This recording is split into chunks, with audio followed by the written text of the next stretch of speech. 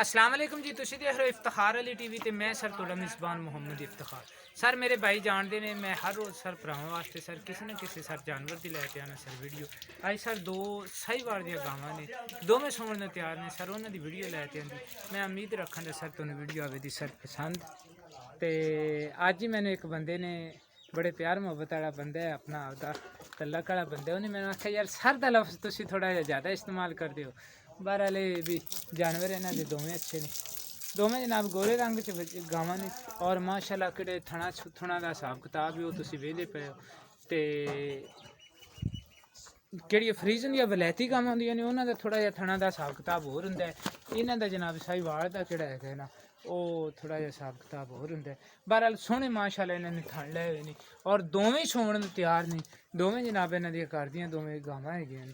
गावां माशाअल्लाह जोड़ी इन्हां दी गावां दी अच्छी हैगी और किहड़ियां एह् मूँह दे विचों हैगियां ने। आपां मालक तो भी पुच्छां दे, मालक दी ज़बानी भी सारियां गल्लां सुणां दे, लेकिन एह् भी मैं भी तुहानूं इन्हां दी डिटेल ना दस देना। मूँह दे विचों जनाब एह् दोवें गावां जवान ने, यानी कि बुड्ढियां अजे तक नहीं होइयां, अजे तक इन्हां ने हुण दंद पूरे कीते ने इस गां ने भी ते इस गां ने भी। ओह् मैनूं थोड़ा जिहा उमर दा इन्हां दा डाउट सी, एह् जनाब आपां इन्हां तो भरा तो पुच्छने आं गल्लबात सारी ते इंदे बारे आपां जनाब इन्हां नाल गल्ल करने आं कि किवें किवें जनाब इस गावां दी जोड़ी दी गल्ल है और किन्ने किन्ने दिन लैंदियां ने और किन्ना किन्ना जनाब एह् दुद्ध करदियां रहियां ने।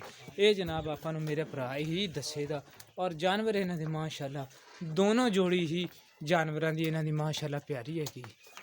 और सर मेरी लोकेशन हैगी ज़िला पाकपतन तहसील अरफवाला और इस टाइम मैं सर 50 SP दे विच जनाब खड़ा अरफवाले तो तकरीबन 14-15 किलोमीटर ते।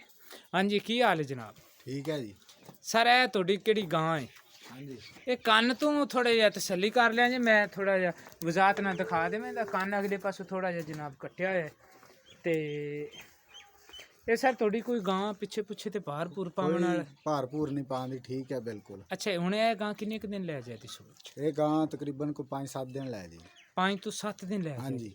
ते पिछले सूबे किन्ना क दुद्ध चोंदा रहे? पिछले सुबह तकरीबन 12 लीटर दूध चौंद रहे 6 लीटर टाइम दा।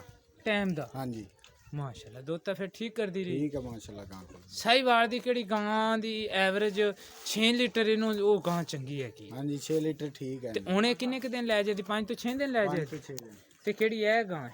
ये गां तकरीबन 10 ਤੋਂ 11 लीटर दूध कर दी। अच्छा ये 10 ਤੋਂ यानी कि उस गां दे थल्ले दुद्ध दी मकदार थोड़ी ज़्यादा सी ज़्यादा ते इहदे थल्ले थोड़ी जी होंदी तो किलो 2 किलो यानी हाँ कि जी घट है। फर्क है। ते एह् किन्ने क दिन लै जाती सुन? ये भी तकरीबन बस 2-4 दिन ही लगेगी। ਇਹ ਵੀ 2-4 ਦਿਨ ਹੀ ਲੈਂਦੀ ਤੇ ਇਹਨਾਂ ਦੀ ਕਿਹੜੀ ਯਾਰ ਨਾ ਰੇਟ ਤੋਂ ਇਹਨਾਂ ਦਾ ਯਾਰ ਪਿਆਰ ਮੁਹੱਬਤ ਵਾਲਾ ਕਿਹੜਾ ਸਹੀ ਸਹੀ ਹੈਗਾ ਨਾ ਮਨਾਸਬ ਉਹ ਹੀ ਕਰਨਾ ਹੈ। ਇਸ ਗਾਂ ਦਾ ਤੇ ਉਸ ਗਾਂ ਦਾ ਜੋੜਾ ਕਿੰਨੇ ਦਾ ਹੈਗਾ? जोड़ा 2,30,000 ਦਾ। 2,30,000 ਦਾ। हाँ जी।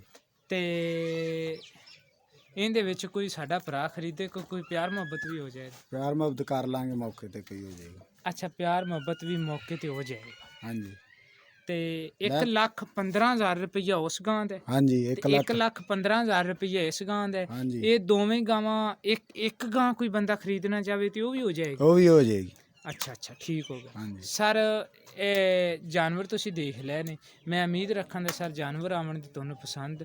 ਭਾਈ ਉਰੇ 2,30,000 ਰੁਪਈਆ ਜਨਾਬ ਇਹਨਾਂ ਦਾ ਰੇਟ ਕੀਤੀ ਜਾਂਦੇ ਨੇ, ਲੇਕਿਨ ਆਂਦੇ ਨੇ ਵੀ ਅਸੀਂ ਹਾਜ਼ਰ ਮੌਕੇ ਤੇ ਕੋਈ ਤੁਹਾਡੇ ਨਾਲ ਪਿਆਰ ਮੁਹੱਬਤ ਕਰ ਲਾਂਗੇ ਤੇ ਬਕਾਇਆ 1,15,000 ਰੁਪਈਏ ਇਸ ਗਾਂ ਦਾ ਤੇ 1,15,000 ਰੁਪਈਆ ਹੀ ਦੂਸਰੀ ਗਾਂ ਦਾ।